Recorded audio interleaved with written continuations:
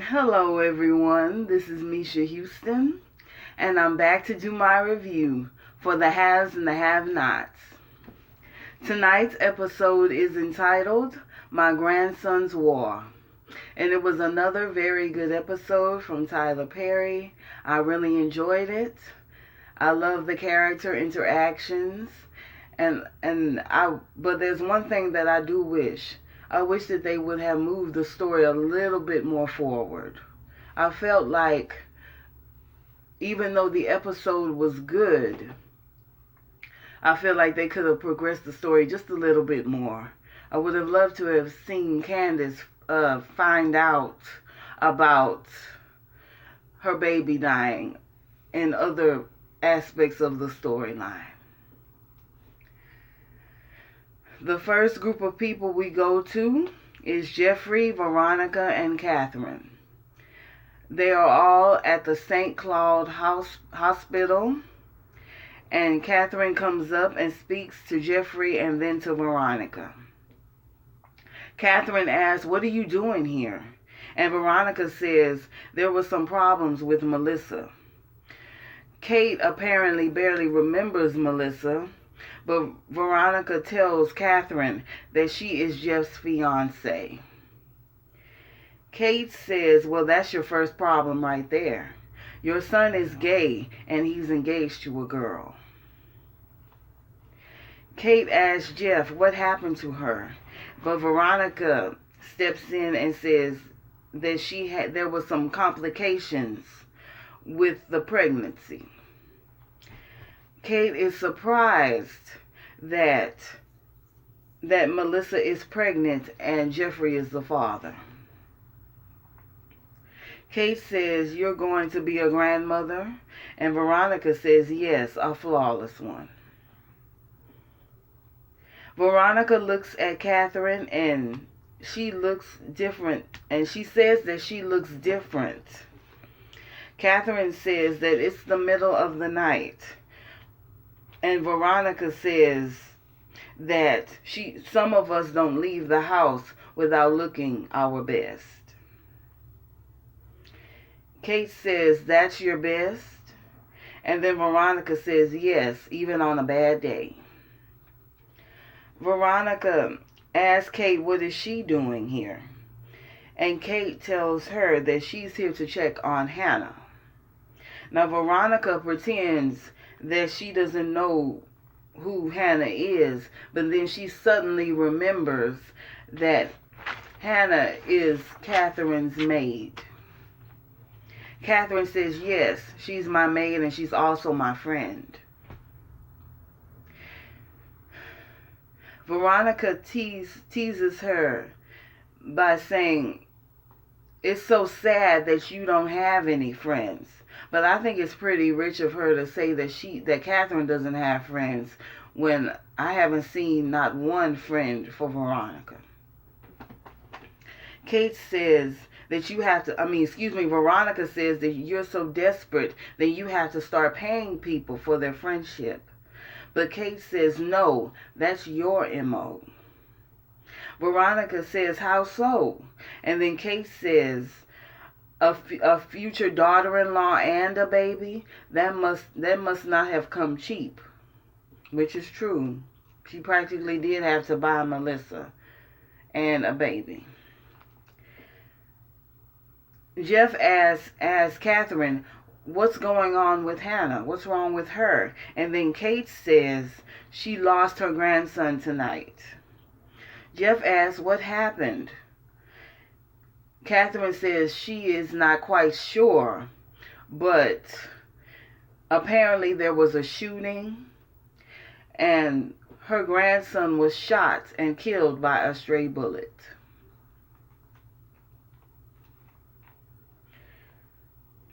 Veronica mocks the situation, Hannah's situations, by saying, "Oh, it's so sad." Jeff asks, "Does Candace know about this yet?" And Catherine says, "How should I know?" He pulls out his cell phone to try to call Candace, but Veronica doesn't want him to. She says that there are other things to focus on besides Candace and Candace's problems and this situation with Hannah and Candace and Benny is not one of them. Jeffrey ignores Veronica and says and continues to call anyway. Kate teases Veronica by saying, I wouldn't push him. I've seen him at his worst.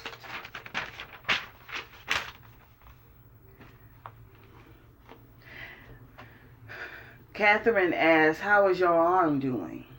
And Veronica says, it's scarred, but it's okay. Then Veronica asks how her arm is, and she says, it's okay. Veronica says, you better tend to that soon. Because my skin is, for my skin, I could just use cocoa butter and tea tree oil and aloe vera. But for your skin, you might need to have surgery. Oh, she's so insulting. Jeffrey leaves a message for Candace to call him back, but Veronica just wants him to stop being so dramatic. That's funny coming from the queen of the drama queens. She just tells him, just shut up. And then Jeffrey tells her to shut up, and he walks away.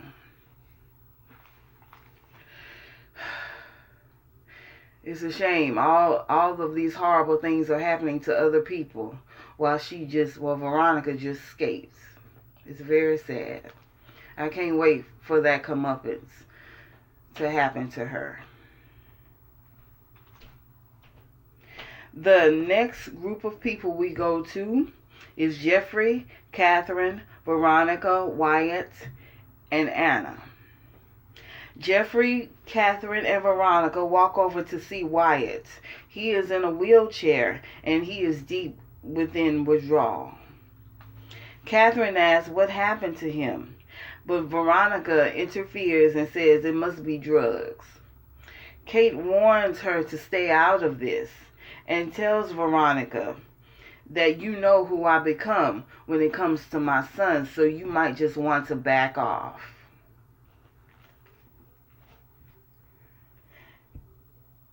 Jeffrey asks Kate to calm herself down, and then Anna asks what is going on here. Anna says that Wyatt, we're here because Wyatt needed medical attention. Kate asks why. Anna says, who are you? And Catherine tells Anna that I am his mother. Kate tries to reach out to Wyatt, but Wyatt swats her away and says, leave me alone. Anna gets in the middle of them and pulls Catherine away from Wyatt and tells her to let go. Kate asks, who are you, some whore that he got high with? And Jeffrey tries to shush Catherine, but Catherine has had enough. She's angry and she's had enough. She says that bitch, the bitch, which is Jennifer Sallison, the dead DA, gave him the money and now he's off doing it again. He is sleeping with whores, looking right at Anna, pretty much accusing her of being a whore. And he's doing drugs again. She says that the DA never should have given him that money. Veronica whispers in Catherine's ear, saying, well, you showed her, didn't you? Catherine says, and I'm about to show you. And then Veronica retorts by saying, well, there are a lot of witnesses here, so you won't be as fortunate as you was last time. Kate says, are you daring me to do something to you? And Veronica says, uh-huh. Jeff says, please calm down, and Anna agrees. Kate asks Anna again, who are you? Eventually, Anna introduces herself and explains that she and Dr. Jarvis are a part of a are a part of a rehab clinic. They move into the patient's house, and they move into the patient's residence, and they help the patients get clean from home. Wyatt is in rehab right now. Kate says, then if you're supposed to be at home, why are you at the hospital? Anna says that Wyatt was struggling through detox, and Dr. Jarvis thought it was best for him that he comes to the hospital. Anna gives Catherine her business card, and she tells Catherine that we have an 80% success rate. Once again, Veronica butts in by saying that you will fail with him. Veronica says that her facilities are one of the best, and we failed to get him clean. This mom and pop operation won't be able to. She's hurling insults at everybody. Kate asks Anna, is he doing better? And then Anna tells her that tonight, we just got him tonight. We just started tonight, so it's too early to tell. Anna feels that Catherine should be proud of Wyatt. But Catherine, seeing as she's put him in multiple facilities, doesn't feel she has anything to be proud of. Anna says that Wyatt made the decision himself to check himself into rehab. And she asks Catherine, has Wyatt done that before? Catherine says no. Wyatt has never chosen. We've always had to push Wyatt into rehab. This is the first time that he's chosen to go on his own. Anna says that this is a very good first step, and it's a step in the right direction, and you should be proud of him. Kate asks, is he going to be okay? And Anna says, we're working on it. Kate apologizes to Anna, but Anna brushes it off, saying that, I know that you're just afraid and worried for him.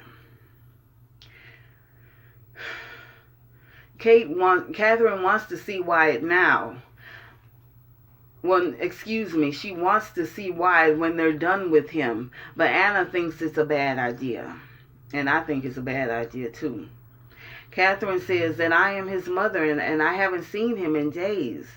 Jeffrey says that maybe it's best that you not see him right now because you're the source of what ails him.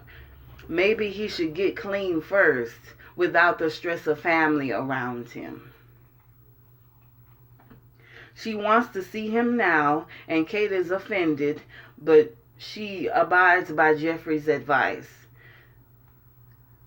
Eventually, Catherine gives up on trying to see him, and she listens to Jeffrey's advice, and she compliments him on having his father's loving heart. I really hope for Wyatt's sake that he does get better, and I want for him to get on past all of this, because I think he's been a junkie for far too long. I would love to see him in a different storyline that doesn't have anything to do with the drugs. He's been on drugs since season 1, and I think it's time for him to finally get clear of this. The next group of people we go to is Mitch, Benny, Hannah, and Catherine. Benny and Hannah are deep in grief over Quincy's death. Benny offers to get her something, but Hannah tells him, what I want you can't give me. Hannah asks, how are we going to bury him? We have no money, we have no insurance. How are we going to bury him? How are we going to give him a proper funeral? Benny says, don't worry about that. Hannah says, I got to figure something out. She said that she can't afford a casket. Mitch offers to pay for Quincy's funeral and burial. Hannah says maybe you can go to Mayfair. They are the ones who buried Lizzie, and they may not they may be willing to give us a good deal. Hannah says, make sure you go back to that hotel room to get his game because he really loved that game. Catherine comes in and she offers comfort to Hannah in her time of need. Benny and Mitch leave, and Catherine sits next to Hannah and asks her, how are you holding up? Hannah tells her she's not holding up well at all. Hannah says that this is senseless and it's wrong, and I agree. He was just a baby, she said, and he had nothing to do with any of this. They shot him over money.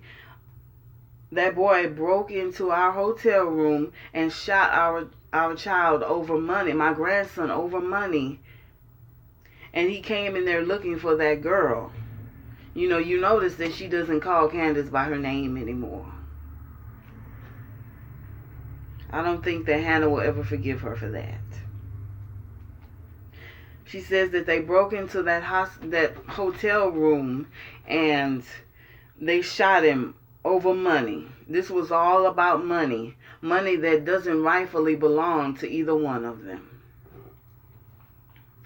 She says that it's not right and it's not fair.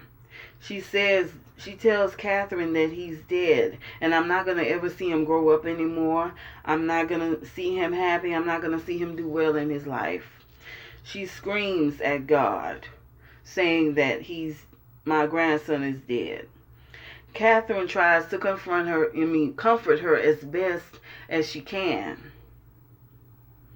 She understands her pain fully because of Amanda's death. She says that until you have lost a child, you don't get it. People don't get it. Catherine says that when Amanda died, I heard all sorts of things from all different kinds of people. She remembers getting a sympathy card, which only angered her and made her hurt more. People say the dumbest things when they try to comfort you, but a good friend of hers gave her good advice. She says that you have to pray to God, that grief comes in waves, and that you have to pray to God that the grief doesn't overwhelm you. Hannah says that she's numb and that she doesn't feel anything, and that it's strange for her not to feel anything. Catherine says she knows the numbness. She knows the pain and the emotions that she's feeling right now, and that they will all pass in time. And once those emotions pass, Hannah says that you'll just get back to living your normal life. Hannah says there is nothing normal about this. That it's not normal for a person to be in so much pain and for a person to struggle as much as she has. She says that she's strong in her faith, but God has some explaining to do, which I totally agree. I fully agree that God has some explaining to do. I mean, if I can talk about myself in this moment, I was reading the book of Genesis. And all that I could think of as I was reading the book of Genesis, which I still am reading right now, is that I have so many questions and that God has explaining to do. Hannah has tried her best to be a good person and to live right. But she says she gets angry, she gets upset, she gets pissed off. But she's trying to do the best she can. Quincy is lying on a cold steel table and she wonders, what good is that? Hannah screams to God that Quincy is dead. She screams it over and over and over again. They all rally around her as she cries. And Catherine tells Hannah, just come back to my house. Just come home. That, again, to me was one of the best scenes of the night. The next group of people we come to is Candace and Oscar. Candace comes out of the bathroom and sees Oscar sitting in her chair. She knows that he knows that she is wanted by the police and that he can't do anything about that. Candace says, and I never asked for your help at all.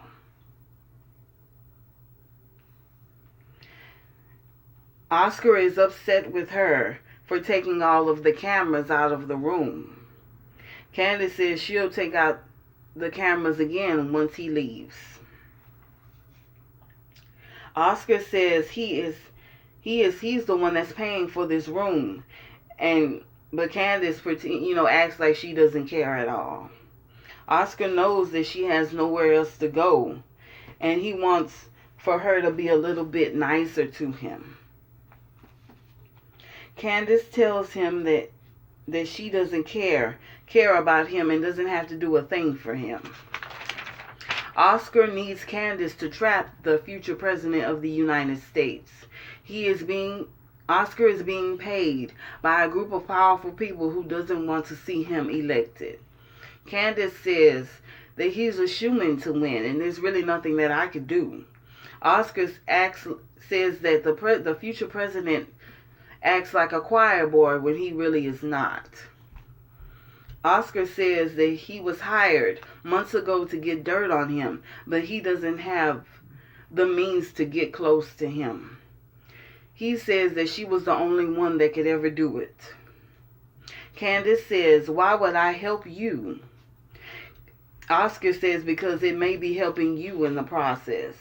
He thinks that she could be the first lady of the United States. Now, Candace doesn't believe that at all. Her face is all over the news, and she's wanted for the murder of Quincy Maxwell Sr. Oscar says that all of that could be spun to her favor. She says that even if she could help him, how could she? How could she be the first lady?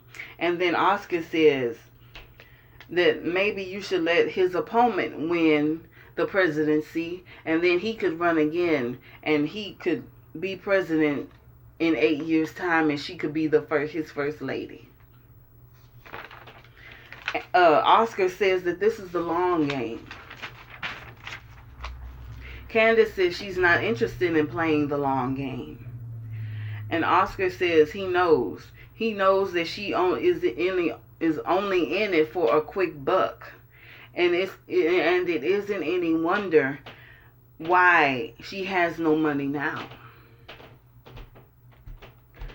But he tells her that money, you're tripping over power just to get to a little bit of money. But he tells her that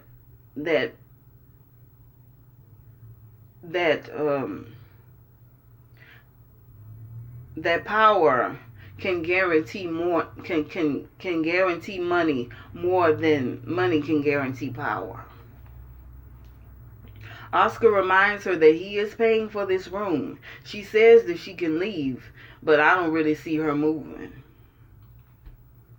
He says that you were just hustling lowlifes, and this is a chance for the big leagues. He says he wants her to be his partner. She says she wants him rather to just leave, but whatever she had, but before she leaves, Oscar wants her to give him everything that he has on the future president. She says that she doesn't have anything, but Oscar doesn't believe her. He tells her that he's only going to be here but for 3 more days. And then once he's gone for good. He'll be off in Washington. This is your chance. Oscar tells her to get him. And when he leaves the hotel room, she's thinking about it. You can tell that Candace is thinking about it. All I'm really waiting for is for her to find out that Quincy is dead. That's really the only thing that I'm waiting for with her in regards to her storyline. If I'm honest, the Charles Fredrickson storyline really doesn't interest me that much. The next group of people we go to is Jeffrey, Veronica, and Dr. Vicente. Dr. Vicente comes over to Veronica and Jeffrey, and Veronica asks the doctor, how is the baby doing? Dr. Vicente tells them that the mother is going to be fine. Veronica asks again, how is the baby doing? And he says that the baby is going to be fine too, but Melissa has lost a lot of blood. Veronica asks the doctor again, does that have anything to do with the baby? And Dr. Vicente tells her that they're giving Melissa blood right now. Veronica interrupts the doctor by saying the baby 3 times. All she's really concerned about is the baby. She can care less about Melissa. She's pretty much no more than a receptacle to hold the baby. The doctor asks, would you like to see her? But Veronica says, no, I have other things to do. She says, let me know if anything changes with the baby. The doctor recommends counseling for Melissa because she's severely depressed. Veronica asks, does the depression affect the baby? And the doctor says he's not sure, but if the mother harms herself again. Veronica interrupts him and says, I'm done talking. I'm done talking about Melissa. And Melissa will never cut herself again. I'll make sure of that. The doctor asks, would you like to see her right now? And Veronica says no. The doctor says maybe seeing a friendly face will give comfort to Melissa. But Veronica says, I'm pretty much saying that I'm not a friendly face. She's pretty much telling the doctor that she's not a friendly face and that she doesn't want to see her right now. The doctor says okay, and then he leaves. Pretty much disgusted with Veronica as well. Veronica then turns to Jeffrey and says this is great news. She tells Jeffrey to go home, but Jeffrey wants to stay here and visit Melissa if he can. Veronica says why? And then Jeffrey says, I want to go and check on her. Veronica says it's not her that you want to see. You just want to go see Wyatt. And Jeffrey confirms it and says, yes, I'm going to see him as well. Veronica says, not tonight. And she tries to pull him away, but he swats her away. Not too different the way that Wyatt swatted Catherine away. And then he just leaves her and walks off. Now, the next group of people I want to talk about, is War, Jim, and Mama Rose Malone. Jim meets Mama Rose at a restaurant. And I think it's the restaurant that the Malones own. It's a very nice restaurant. He asks her what's going on here. And she tells him, I'm not a happy woman. She also says that you know how I am when I get unhappy. She asked him, do you remember the race riots of 2008? And he says, yes, I do. And she says, well, I'm that angry. She wants to know who Warlock is. And Jim says Warlock is just some thug off of the street. She asks, how do you know him? And then Jim says, do you remember Candace? And she says, yes, I remember her, the woman that you wouldn't let me take out. Apparently, after that Candace's abduction, she abducted Warlock. She had Warlock abduct Jim. I'm sorry about that. And they extorted $7.4 million out of him. She thinks that Warlock is an idiot. And he says that he was really no more than Candace's puppet. War found out that Candace cheated him out of the majority of the money.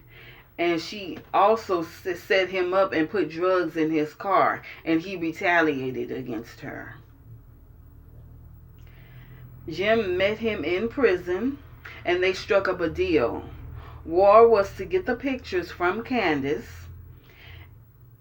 War was supposed to get the pictures from Candace. And she says, that is why David let him out of prison. And Jim says, yes, that's the reason. Mama Rose says that she's always been there for Jim. And then Jim says, I've always been there for you as well. And then Jim asks her, what is all of this about? Why are you so angry with him? Mama Rose says, that son of a bitch took a shot at my grandson. Jim said War could have not known who he was, but Mama Rose doesn't really care. And she says that Warlock has lived up to his name because I'm going to give him a war now. Jim says that he's nothing more than a snot-nosed kid who thinks he's a gangster. Rose doesn't care about any of that. Jim tries to talk her out of it by saying that if you go down this road, it's really, if you go down this road, it's really all about power. She says that she has no choice. The man shot at my grandson, and I have to take revenge against him. She says that Jim says that if you go down this road, it's going to get heated. But she tells him, why would you care about things getting heated? Jim says that if she goes down, then he has a lot to be concerned about. Mama Rose asks, what are you saying, that I should just let this go? And Jim says, no, you shouldn't have to let it go, but let me talk to him first. She says, why are you protecting him? And Jim says, I don't really care anything about him. All he pretty much wants is the pictures. And that Jim should be the one to tell him what Warlock did and who he did it to. Jim says that he doesn't care anything about Warlock, and he doesn't really care about him. All he pretty much cares about are the photographs. Jim says that you're a smart woman, Rose, and that you know that these things could get messy. With everything that his family has been through, with Wyatt and Lizzie Castile's death, he doesn't want to get anything. He doesn't want to, ruffle the feathers and stir the pot even more. He says that if you take this route, it could destroy me, but Mama Rose doesn't care. She says that she doesn't need his permission to talk to anyone or to talk her out of doing something that's already been decided. Jim apologizes to Mama Rose, and she says that maybe I should blame you for this. Maybe I should blame you because it was you who let him out of prison. Jim asks, is your grandson okay? But Mama Rose confesses that he wasn't hit by any of the bullets. But because he shot at her grandson, she has to send a clear message on who she is and who her family is. And the town needs to understand that it's not right to mess with the Malones. Jim says everybody already knows that already. But Mama Rose says that she needs to rebroadcast it. She orders Jim to call Warlock right now. Jim calls War, and War picks up the phone. And Jim says, we need to talk. We have a situation. He said that he didn't know that the little kid was in the room. And Jim says, what are you talking about? What kid? And then War says Candace's son got shot in the shootout. Jim says, you shot a child? And Warlock says he didn't know that he was in there. he didn't know that he was in the hotel room and that he shouldn't have been in the hotel room. That maybe, I mean, so what is he trying to say? That it wasn't right for him to be in a hotel room with his own grandmother and his own uncle? You know, a lame excuse. War says, this is not about Candace's son. This is about Mitch. That you shot at Mitch. And Mitch is a member of the Malone family. Warlock says he doesn't care. You know, Jim offers with, you know, for the exchange of the photographs that he'll help him get out of Savannah. But Warlock doesn't want to leave, which is stupid on his part. He should leave. Jim asks, where are you? And maybe you can come by and we can talk about this. But Warlock refuses to tell him his location. Jim asks about the photos, and then Warlock says he's working on them, and then he hangs up the phone in Jim's face. Mama Rose wants the number, and Jim gives Rose his cell phone. Rose gives the cell phone to one of her associates, and they take the number and then they trace it. They try to trace his location through his cell phone number. Rose tells Jim that you better find him before I do. He pleads with her not to do this again, but she, you know, refuses to be moved on this. She's not going to be moved. She says that this is going to happen, and if you want to stop this, you better find him before I do. Jim he asked Rose about the DA's body and what your plans are for it. But she does not give him any answer and orders him to leave. Now let me talk about Jim for a minute. You know, Jim is desperate for Mama Rose not to retaliate against the person that shot at her grandson. But I admit, I think it's really hypocritical of him to expect her not to do something about this situation when he was in the situation with Wyatt being raped in prison and Amanda being raped. What did he do? You know, what did he do about that? He killed them all. And for all I know, it was the Malones that helped him kill Terrell Owens and Milton Wintos and Professor Cannon. So I think it's really stupid of him to ask Rose for a little bit of restraint when he wasn't willing to give the restraint himself. The next two people we go to is Jim and David. Now, David is driving to the hospital and he gets a call from Jim. Jim tells him that Mama Rose is furious at Warlock because he took a shot at her grandson. David says that this is a powder keg and we can't afford to have Rose upset right now.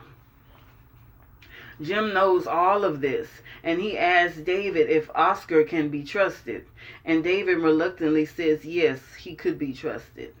Jim wants Oscar to track down Warlock before Mama Rose does. Jim asks David does he have anything that they can use against Oscar to keep him doing their bidding, and David says that he's up for probation, but really, he has probation over him, but he's already up for it. Jim says that he needs leverage over Oscar to force them to do their bidding. Jim says that Rose got Warlock's number off of my phone, and she is looking for him, and that they need Oscar to track down Warlock before Mama Rose catches up to him. David says that Jim tells Jim that he's willing to do that. David tells Jim that he's on his way to the hospital to talk to Jeffrey, and Jim says he'll be over there to meet him soon. Now, the last scene is of Hannah, Catherine, Justin, Benny, Mitch, and Detective Logan. Detective Logan wants to talk to Hannah and have her answer questions about what happened that night. Catherine leaps to Hannah's defense, saying that this is not the right time. But Hannah speaks up and says, his name is Warwick Mincy Lewis. He broke into our hotel room and he attacked my son and he attacked Mitchell, the two men standing behind me. They broke into the hotel, Warlock and his crew broke into the hotel room looking for my daughter Candace. Detective Logan asks, why would he be looking for Candace? And Hannah says, because they are both evil people. Hannah and Catherine walk away, but Detective Logan starts badgering Benny with questions. I think it's really, really insensitive of Detective Logan. They all have blood on them. They just lost their grandson an hour or two ago, and here he is badgering them with questions about what happened. They're both in grief. Come on, detective. But Detective Logan starts badgering Benny with questions. He tells him that I'm Candace's brother, and this is my friend Mitch Malone. And I guess because of Benny's reluctance to answer the questions and to help with the investigation, and the fact that he is of a tall height, then Detective Logan just started to suspect him in the murder of Quincy Maxwell Sr. And by the end of it, Detective Logan arrested Benny for the murder of Quincy Maxwell.